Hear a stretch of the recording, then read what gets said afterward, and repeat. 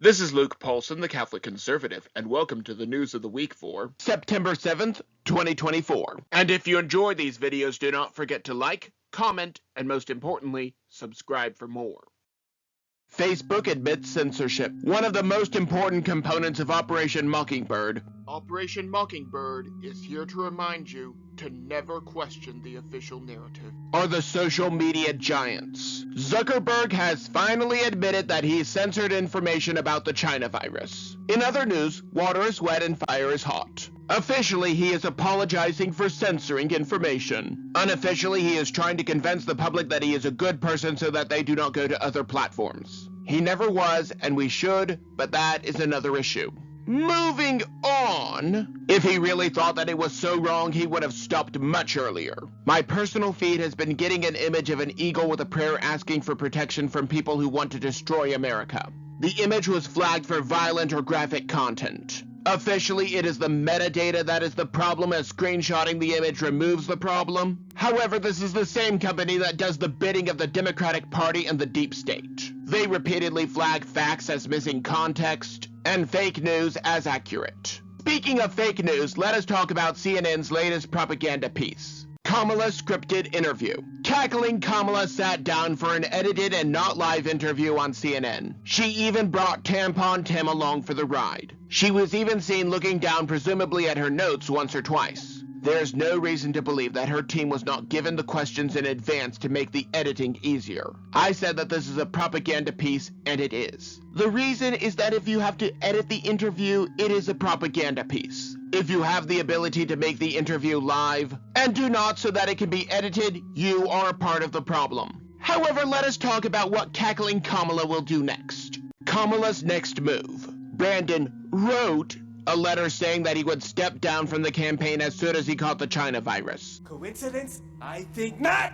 I cannot imagine how he could get it, considering that he has been vaccinated almost as often as he sniffs hair. Moving on, Cackling Kamala was the most disliked vice president in modern history. She could not even win in the 2020 primary in no small part thanks to Shepard. Now, all of a sudden, she is the golden child and can do no wrong. She was undoubtedly one of the ringleaders to get into office. Now that she has no competition from Newsom, RFK, or Whitmer, all that is left to do is win against President Trump. To do so, she may have to resort to some more extreme measures. Statistically speaking, the incumbent president has a 70% chance of winning over a non-incumbent. Therefore, if Cackling Kamala can put Brandon on Hillary Clinton's list, her odds of winning increase. Combine this with her allies making more fake charges against President Trump, and she has a recipe for victory.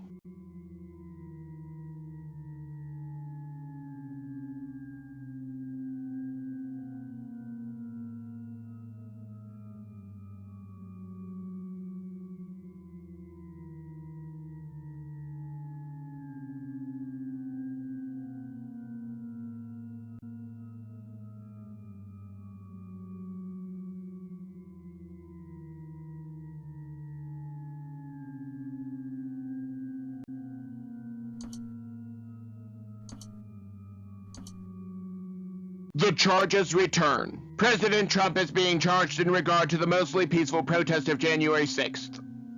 Again. Well, it's Groundhog Day. Again?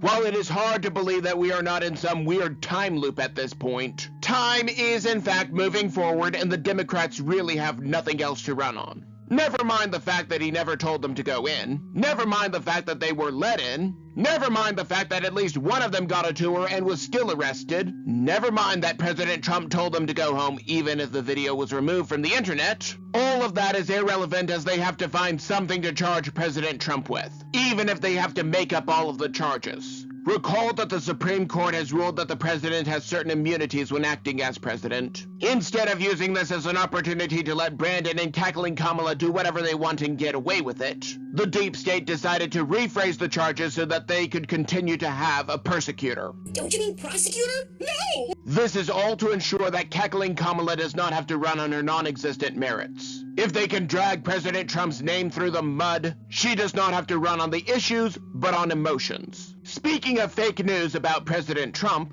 a visit to the cemetery.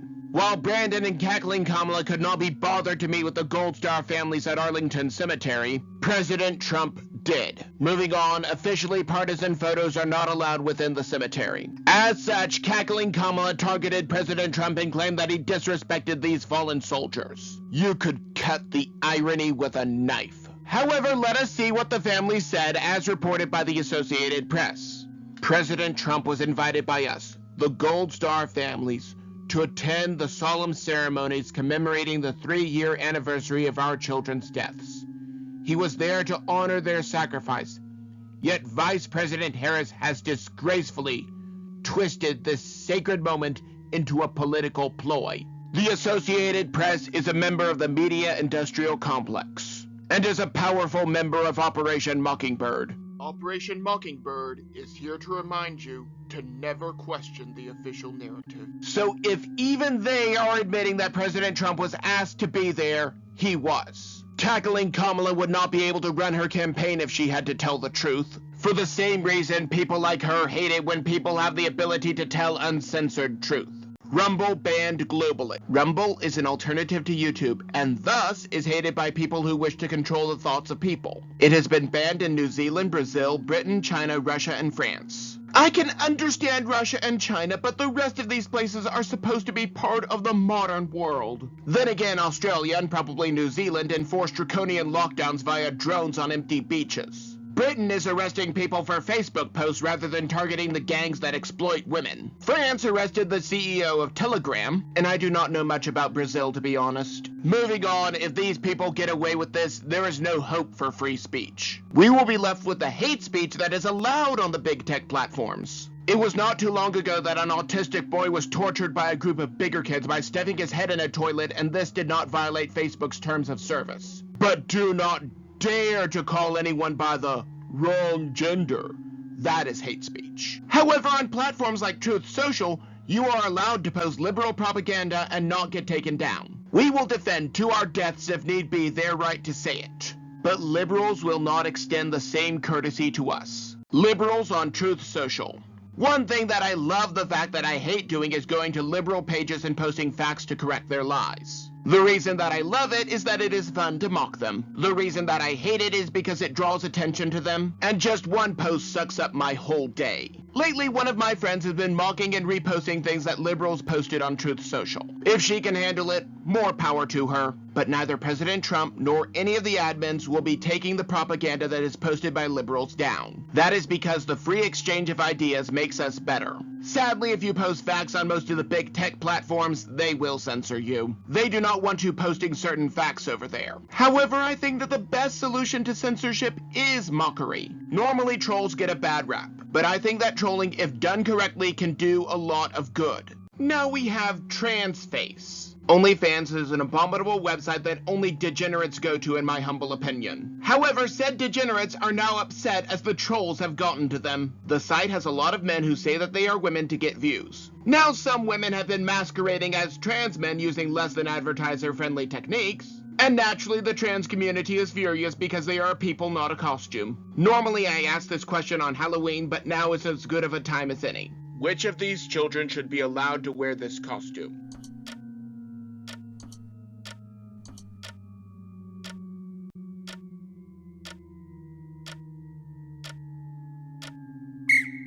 All of them. Have you ever noticed that it is never cultural appropriation with white culture? And no Irishman gets bent out of shape over this? Or this? Liberals do not call this cultural appropriation for one very important reason. They are not trying to pander for these votes. The fact remains that cultures are not costumes, but the clothes are. Also, it is doubly ironic that the men who pretend to be women are upset about women who pretend to be men pretending to be women. These people are, however, perfectly fine with invading women's spaces, while taking all of their awards and opportunities away from them. What is good for the goose should be good for the gander. However, let us talk about another person who was somewhere that he should not be. A giant intruder. Now let us go to Washington State for the latest installment of The Second Amendment Saves Lives. A man who chose not to be identified awoke at 1:27 a.m. to see a man that he estimated to be at least 6'5". In addition to his wife, there were also 5 children in the home. The man threw anything that he had at the intruder before getting to his gun and firing off 2 shots. Now you might be saying that these objects were good enough and he did not need a gun. The fact remains that the only good burglar is a dead burglar. There are at least 4,800 break-ins in the United States every day. This equates to roughly 2 every minute. Virtually all of these encounters end with both parties walking away. There are roughly 400 justifiable homicides from those break-ins. The homeowner is killed in roughly 100 to 200 cases. This means that about 2 to 4 times as many of these burglars get what is coming to them. However, that is where the mainstream media tends to ignore things. If a civilian dies, they will give it wall-to-wall coverage, and then call for gun bans. If the criminal dies, they will just ignore it. The problem is that since criminals do not follow laws, one more reason that they are called criminals, the gun laws only affect law-abiding citizens. We are seeing what is happening right now in America, where gangs from Venezuela take over apartment buildings after being led into the country by the same party that wants to abolish the police. Meanwhile, over in Britain, people are arrested for what they post online, and the police cannot be bothered to stop the roaming gangs that exploit women. This is one more reason that I talk about these instances and collect them. The public needs to know this as soon as the next mass shooting occurs. Moving on, let us talk about something a little more upbeat. Cutting out DEI. DEI is racist as it favors one melanin concentration or one chromosome count over another.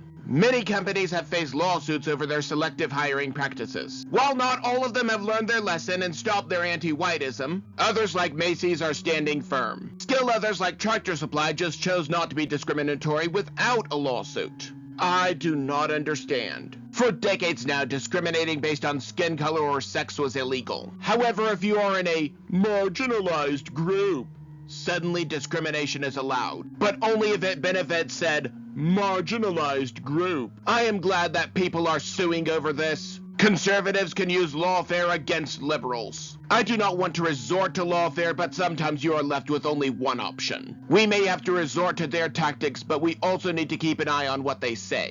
Because President Trump is the only one in this race who is not allowed to change his mind. Only Kamala can change her mind. Cackling Kamala has been called out for her flip-flopping since the 2020 campaign. I will not bother you with a slew of clips because you have probably heard it all before. But as a prosecutor, she locked up nonviolent offenders for marijuana, but laughed when asked if she ever smoked. She was for abolishing private health care before she was not. She was going to be a prosecutor president and then wanted to bail out rioters. She wanted a ban on fracking before realizing that the people who frack vote. So in other words, if you vote for Cackling Kamala today, which Cackling Kamala will you get? That is at least 16 Cackling Kamalas living in one body. Now, when President Trump said that he had nothing to do with Project 2025, he was right. That was created by the Heritage Foundation. Most recently, he opposed restrictions on abortion before opposing abortion. But only liberals are allowed to change their minds. They have that privilege. Speaking of privilege, bedtime story privilege. Professor Adam Swift of Warwick University in England has decided that there is a new type of privilege, what I am going to call bedtime story privilege. Essentially the fact that some parents are able to read to their children, fostering growth and a love of reading, is unfairly advantageous. While he does not want these parents to feel guilty, the thought of this privilege should cross their minds at least once. Honestly, no it is not, and now I will probably volunteer to read to my nieces and nephews more. Just to spite this professor. Although he did not say it, white liberals like him say this to protect minorities who never asked for help. It is their white savior complex. Maybe I'm just blowing smoke. Maybe I'm completely off my rocker, but that is just my opinion. And do not forget to like, comment, and most importantly, subscribe for more. But before you go, on the left I have last week's video, but you may also enjoy the video on the right.